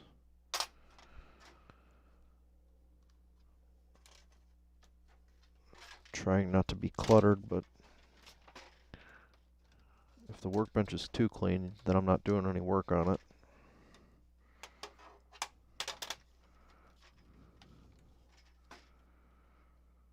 Okay, let's get power.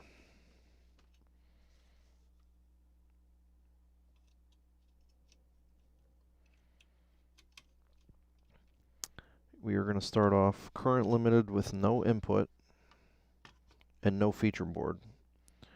And what I'm going to do is I'm going to measure from the 2 posts going into the feature board just to make sure there's nothing shorted on the outputs. This amp wasn't in the best shape, so I want to make sure that even with the feature board hooked up, current limited, we're getting, you know, around the voltage that we should. And then I will hook up the feature board and we'll make sure that the volume is low, and then we'll start doing some testing. You don't want to hook this thing up to a speaker. Well, you'll see why in a minute, and I know I've covered this before. So, all right, let's go to voltage. Let's throw on our current limited supply, and let's see what we have. We got about 9 volts.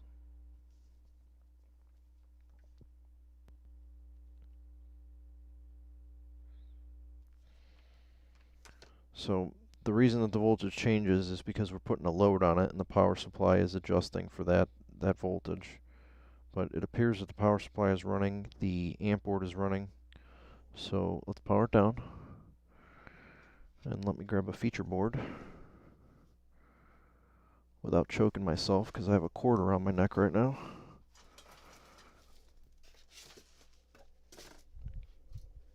I have to remember to charge my wireless microphone. Alright, feature board.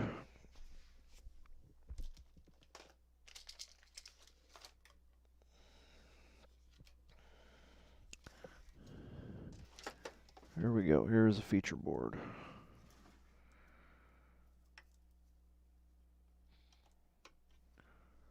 Courtesy of another member who I desperately need to get his amp back to. And because this guy was so nice, he's actually getting a hefty discount.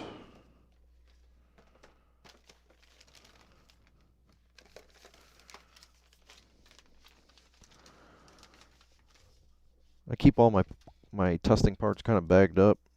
Kind of helps me keep the bench arranged a little bit in some sort of order.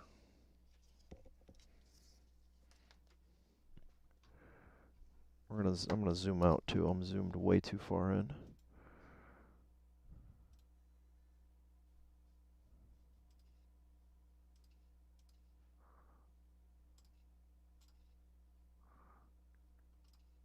These controls are ultra touchy. Alright. Try and get everything on the screen here. We'll see what happens. Make sure you plug your LCD connector in the right way. Don't break this connector. I don't know where to find it. Just don't break it. Plug it in the right way. Alright, so here is why I always don't hook a speaker up when I power it on. So we'll throw current limit supply. We have life. Oh, okay, of course, since I'm showing you guys. Uh, this one's at negative 41 dB. That's really hard to pick up on the camera, but 99% of the time when I power these things on, the volume's all the way up here at 0 dB. And if you have an input hooked up and this thing's at 0 dB, it really makes for a interesting night, especially when you have a wife sleeping upstairs and you're slamming a subwoofer at 40 hertz and max volume. So always power up with no input, no speaker. So I'm going to kill it. And now that I know we're back in business,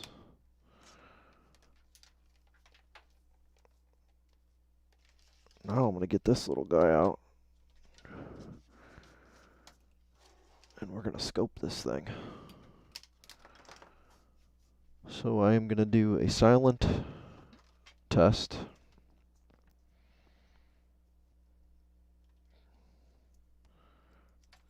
This customer did not send the cable with it, so I don't need my little jumper, but I just made a male-to-male jumper so I can quickly plug into here and plug into their leads if they send the leads with it.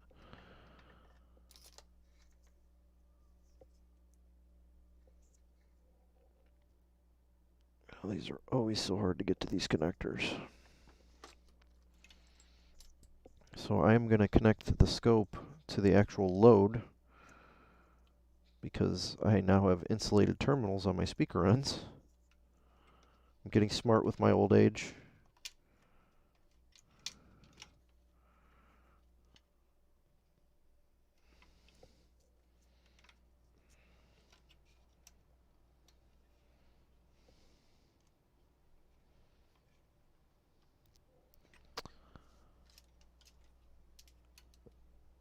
Alright, let's shift some stuff around here so I can get this. I want this in the middle. Here we go. You don't need to see the amp, you've seen that. Alright, there we go. We're at dead center. Let's see what happens. Polarity is probably going to be off, but since it's a sine wave, nobody's going to know, right?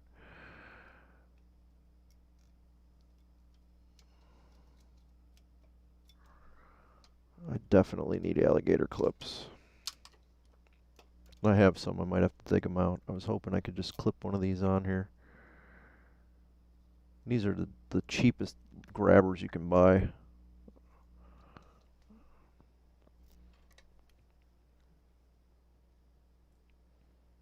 I forget. I got these on Amazon for some project I was working on that I needed a set of grabbers for to test something.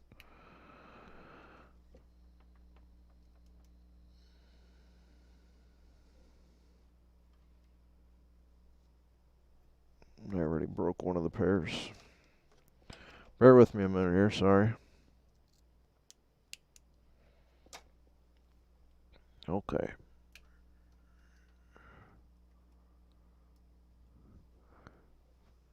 If they pop off again, I'll alligator clip them, I promise.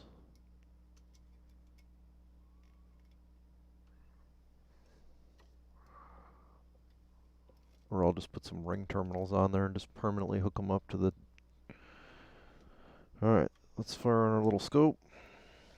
So we have a 4 ohm load rated for 300 watts.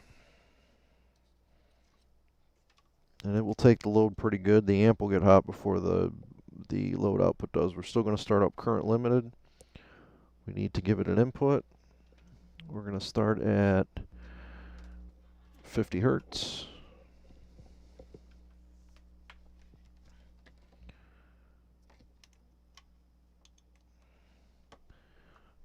Alright, let's see what happens, and I'll zoom in on this after we get it fired up. So we're start current limited. You see the amp kind of come to life, and there it is. Now I am getting a dim glow on my bulb.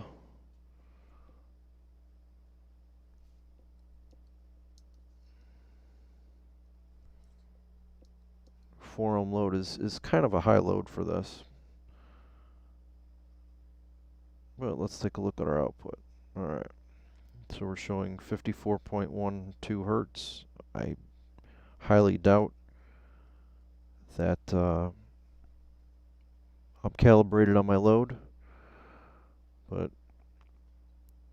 we're getting output. And you can see as I increase the volume, I'm going to actually have to turn my voltage up here. Let's go to, we'll start at 5 volts. We can go up from there. But you can see the volume control is working. I'm actually going to go to full power on the amp. The amp is functioning properly, so we can turn off current limiting. Alright, we're at full power now.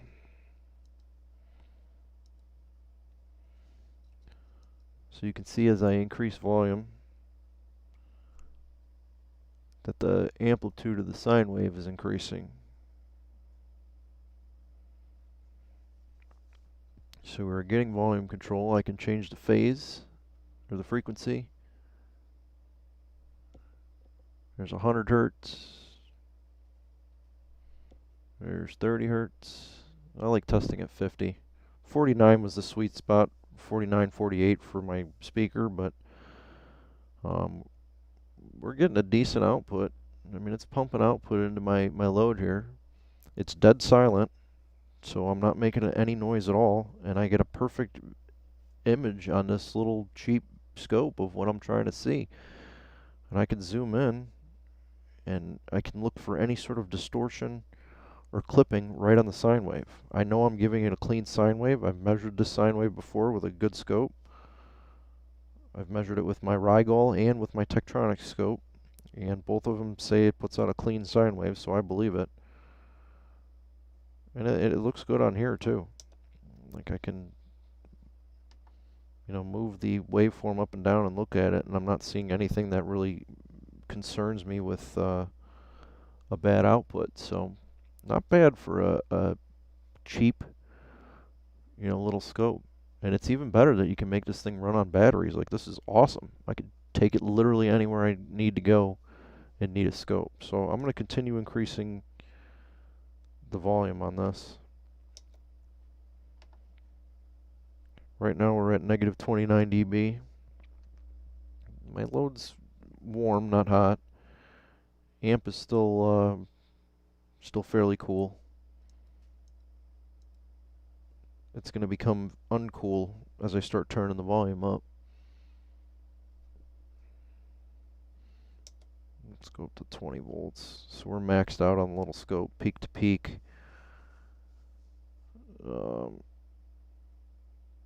I think the max input's 50 volts, so we're rapidly approaching that with volume increases.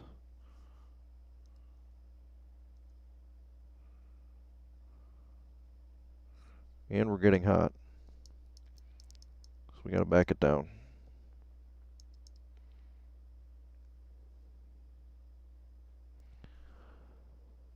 So what you're seeing right there is the inrush limiter. I don't know if you were able to see it smoking a little bit, but when you run these under constant load, those inrush limiters get screaming hot. And it won't damage them. They're designed to run hot, but these things don't ever see a pure load going into the speaker. So, you're never going to drive it as hard as I'm driving it right now. And my 4 ohm load is definitely hot. I could switch that. I could run it at 8 ohms. That would be a little more realistic.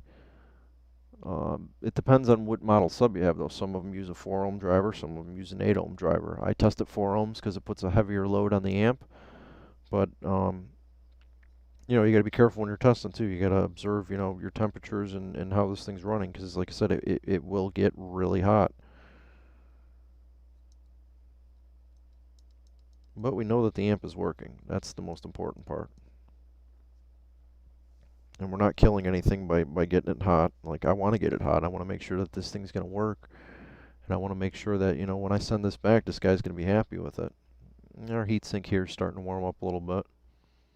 By the way, if you're going to touch anything in here, be careful. Like, you touch one thing at a time. If you're going to touch this heatsink, touch that heatsink. If you're going to touch this one, touch this one. Don't be reaching in here and touching a whole bunch of stuff, because they could be energized to different potentials and you'll get a shock. Don't get shocked. You know, like the heatsink on here should be isolated for the diode bridge, but still, this thing's powered on. Don't be sticking your fingers in there and do anything stupid. I'm checking this because I want to see how hot my switching FETs are getting.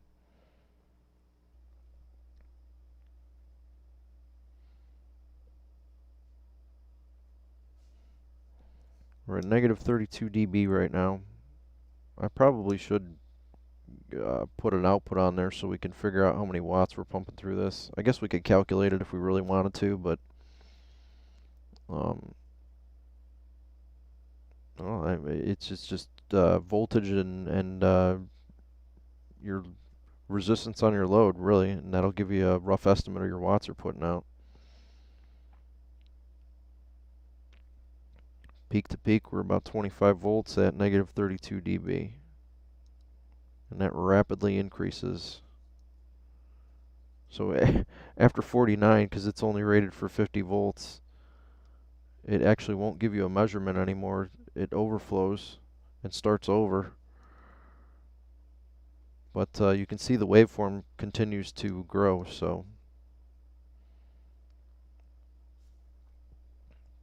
that's pretty cool. That might be because I'm limited on 10 volts. Let's go back down to 20.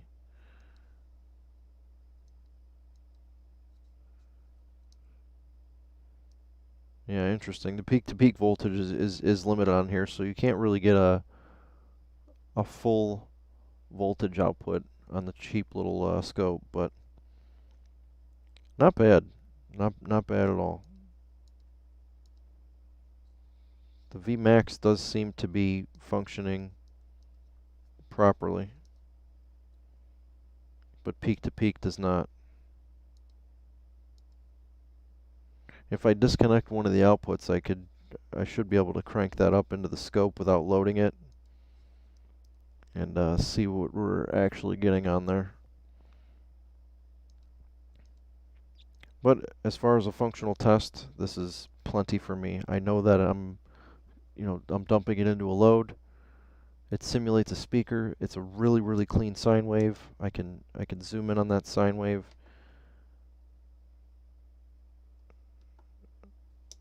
And I can look at it. There's a nice, even on a cheap scope, you're still going to be able to see enough to really tell you, if you have a good or a bad signal on there. Like if this was a sub 10 or a sub 12 and the bias adjustments are wrong, you would see marks on the waveform.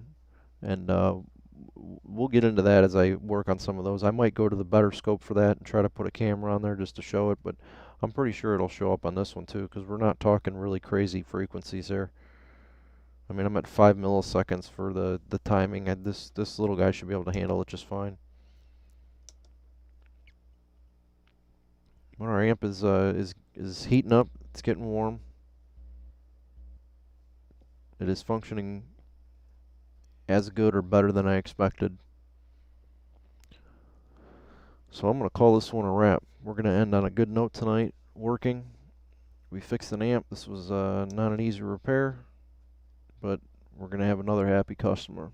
So thank you guys for whoever tuned in for part 2 of this, and I'm going to be back tomorrow, and we'll try and get another repair in for you guys. I'm going to get as many of them as I can done this week, and hopefully we'll have some happy people so they can have some holiday music. So tune in tomorrow, hit the subscribe button, like the content. If you have any feedback or comments, please feel free to ask. I try to answer as many questions as I can in the comment section, so you can reach out to me there or on the Klipsch forums. Hope everyone enjoyed this, and have a good night.